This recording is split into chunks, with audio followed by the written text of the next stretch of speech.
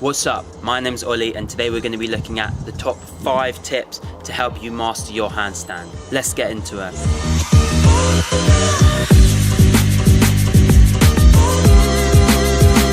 The handstand requires a combination of both strength and balance, balance being the most important factor here. In order to learn the handstand, it can take thousands, if not hundreds of thousands of repetitions. Once you have the handstand, there is a lot more that can be learned and added onto your skill set with this.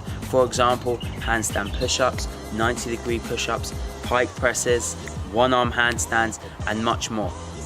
This video is going to be for those people that are still learning their handstand and finding it frustrating because they just can't find the balance. This video is also going to help you if you can hold a handstand for a couple of seconds but are still trying to master that balance. So let's get into it.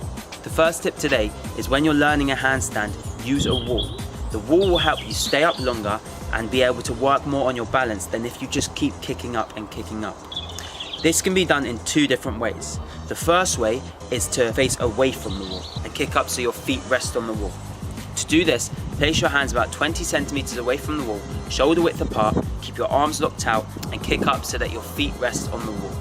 Hold here and try to bring your feet away from the wall one at a time in order to try and find the balance. What's good about this is that if you feel like you're falling with your feet over your head, your feet will hit the wall and you can keep practicing and stay up for longer. The second way to do a handstand on the wall is a wall facing handstand. To do this, get into a push-up position with your feet resting on the wall. Walk your feet up and move your hands simultaneously so that you bring your whole body up flat against the wall. If you're just starting out and learning this for the first time, I would suggest not bringing your hands too close to the wall, as this means that you will have less balance and mobility to fall out of the handstand. If you feel like you're confident in your handstand, you can bring your hands closer to the wall and practice engaging your core and working on your form. When you're working on your form, make sure you open your shoulders, keep your core engaged, round your back and engage your glutes. This will help you maintain correct form so that when you come away from the wall, you'll be able to hit your handstands with perfect form. Second tip today. This one is more for beginners who are just starting out, so you may already know this. But when you're practicing your handstands and you're kicking up, try to just bring one leg up. Don't focus on bringing your feet together like a pencil. Focus on just bringing one leg up and bringing the other leg up after. This will help you maintain balance, as it means your center of gravity will be spread over a greater distance rather than just on a pencil point. It may also help if you try to learn a straddle first. So instead of bringing your feet together, keep your legs wide. This is similar to when a circus performer or someone walking a tightrope will bring their arms out to try and maintain balance. So therefore, it might help you if you spread your legs wide in a straddle rather than together. Third tip today. The third tip today is that it's all in the fingers. This is arguably the most important tip that I can give you. So I'm going to give you a demonstration now and I want you to follow along. Crouch down on the ground on your knees. Put your hands out in front of you, shoulder width apart. Now I want you to have 3 points of contact. The points of contact should be your palm on the ground, your upper palm on the ground, and your fingertips on the ground as well. You should have some space in between your fingertips and your palm. This will give you more pushing power. Now, the most of the weight should rest on this upper part of your palm. What I want you to do is I want you to push your fingers as hard as you can into the ground. You should feel that your weight is shifting backwards and you're pushing yourself backwards. Now, if you release this pressure, you'll come more forwards with your shoulders more over your hand. This is essentially how people balance in a handstand.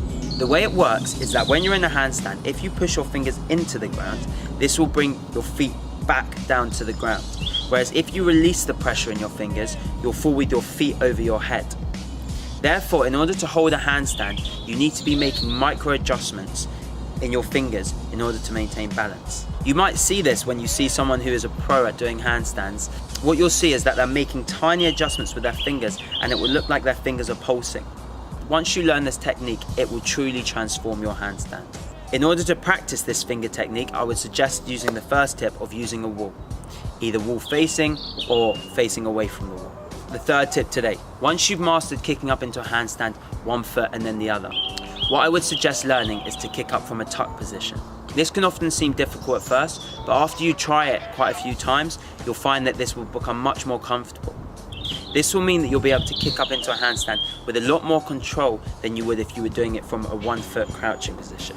In order to learn this, I would suggest starting from a tuck position, kick up from both feet simultaneously, and practice just bringing your hips over your shoulders.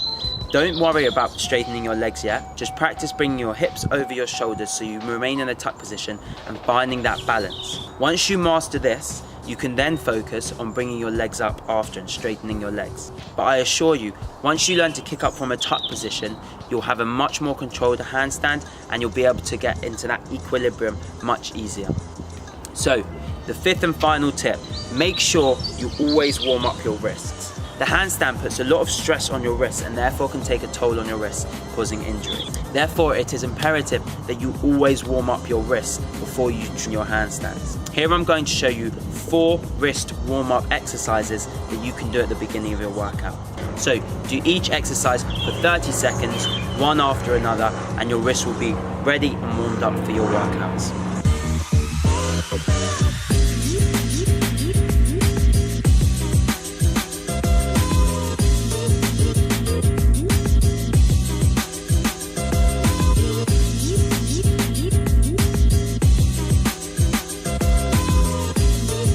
If you do all of those exercises, your wrist should feel warmed up and ready to go for your handstand workout. Alternatively, you can buy wrist wraps, which will help give you support when doing your handstands. Wrist wraps are great because they prevent injuries by taking some of the stress off your wrists. If you're training calisthenics or another discipline that involves handstands, I would suggest buying these types of wrist wraps because you can tighten and loosen them and they give you more versatility than other weightlifting wrist wraps. These wrist wraps will be available soon on my website trainwithollie.com for only $9.99 over the next coming month. We've gone through the 5 best tips to help you master your handstand. If you have any questions, make sure to leave them down in the comments. If you enjoyed this video, make sure to like and subscribe because I'm going to be posting more workouts, tutorials and tips coming soon. So, as always, thanks for watching and I'll see you soon. Finally, if you want to learn more about mastering your handstand, make sure to check out my complete handstand guide available at trainwithollie.com. Use the discount code HANDSTAND5 to make sure to get 50% off so that you can master your handstand for only £5. I hope you enjoy. If you have any questions, please let me know down below. Thanks for watching. Bye.